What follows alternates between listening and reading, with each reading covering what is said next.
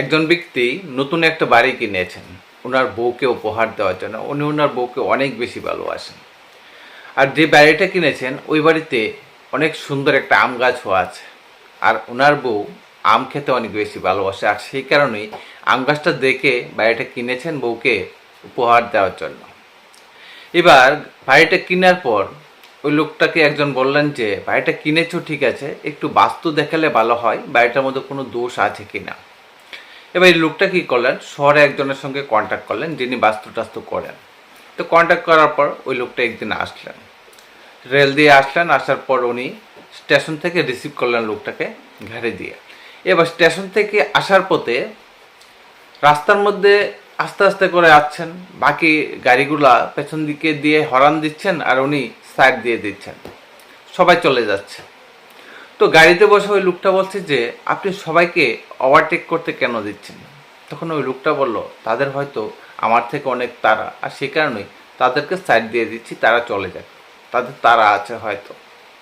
লোকটা কিছু বললেন না।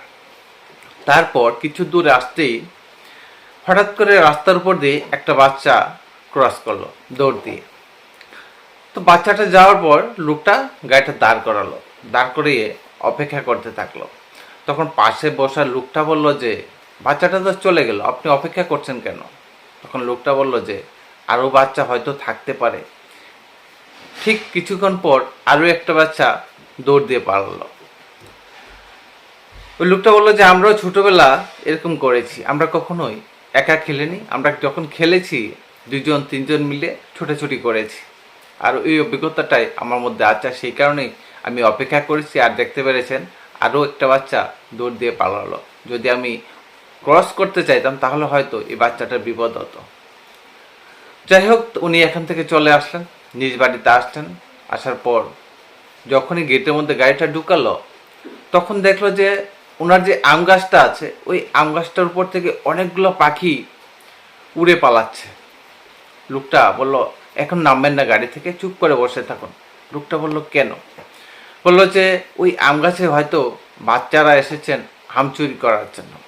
এখন যদি আমাদেরকে দেখে ফেলে তাহলে ওই বাচ্চারা আম চুরি না করেই চলে যাবে, ওদেরকে আম নিতে দিন। লোকটা ভাবুক হয়ে কিছুক্ষণ বসলো। তারপর বলল যে আপনার বাড়িতে কোনো রকম বাস্তু দোষ নেই, হতেই পারে না, কারণ আপনার মতো একজন ভালো মানুষের কখনোই বাস্তু দোষ হতে পারে না। আপনাকে দেখলাম অন্যদের তাড়া আছে বলে ওভারটেক করতে দিচ্ছেন, রাস্তার মধ্যে দাঁড়িয়ে অপেক্ষা করছেন অন্য বাচ্চারাও আসতে পারে, আর এখানে বাচ্চারা আম চুরি করছে, আপনি বলছেন ওদেরকে আম নিয়ে যেতে দিন, কেননা আমরাও ছোটোবেলা এই কাজগুলো করেছি।